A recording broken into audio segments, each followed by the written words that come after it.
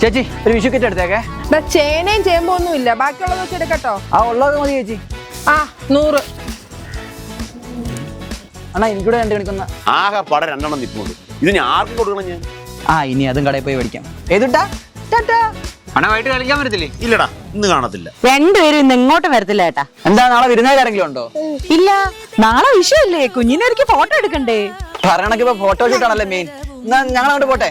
ചേന ചെമ്പോ എന്താണ്ടൊക്കെ ഇല്ലെന്ന്. പിന്നെ എങ്ങനെയാടാ കണി കാണുന്നേ? ഇതേ കിട്ടിയോ, ഉള്ളതൊക്കെ വെച്ച് മതി. ആ കടയിലെങ്കിൽ വേറെ കടയിൽ പോയി മേടിക്കണമായിരുന്നു. ഒരു വർഷത്തെ വിഷു പോലെ കാണുമ്പോ ഇച്ചിരി സമൃദ്ധിയായിട്ടെങ്കിലും കാണണ്ടേ? ഇപ്പൊ എന്തുവാടാ പാട്? കടകളിൽ പോയെങ്കിൽ മേടിച്ചാ പോരെ. അതൊക്കെ ഞങ്ങളുടെ കാലം. ഏതെല്ലാം വീടുകളിലും പറമ്പുകളിലും ഒക്കെ കേറി ഇറങ്ങിയെന്നറിയാം ഓരോരോ സാധനങ്ങൾ ഒപ്പിക്കുന്നത്.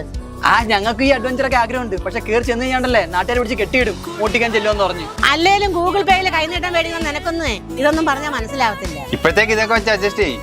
ഞങ്ങൾ പോയി കക്കാൻ പറ്റുമോ നോക്കിട്ട്, അല്ല കളക്ട് ചെയ്യാൻ പറ്റുമോ നോക്കിട്ട്. ഇതുവരെ കഴിഞ്ഞില്ലേ? ക്യാമറ ഉണ്ടായുള്ള കുഴപ്പം ഇതാ, ഓണം വിഷു സംക്രാന്തി ഇവർക്കൊന്നും ആഘോഷമില്ലെങ്കിലും കുഴപ്പമില്ല, എല്ലാവർക്കും ഫോട്ടോ എടുക്കണം. എനിക്കൂടെ ഫോട്ടോ എടുത്തരൂ. അത് ചാർജ് ഇല്ലടാ, പോടാ. സാധനങ്ങൾ നമുക്ക് കടയിൽ നിന്നാലും മേടിക്കാം. എന്റെ ഒരു നീരെടുത്തിട്ടുണ്ട്, അതിട്ടോണ്ടെങ്കിൽ എല്ലാം ഫോട്ടോ എടുക്കാം. അതൊക്കെ എത്ര ഉള്ളൂ?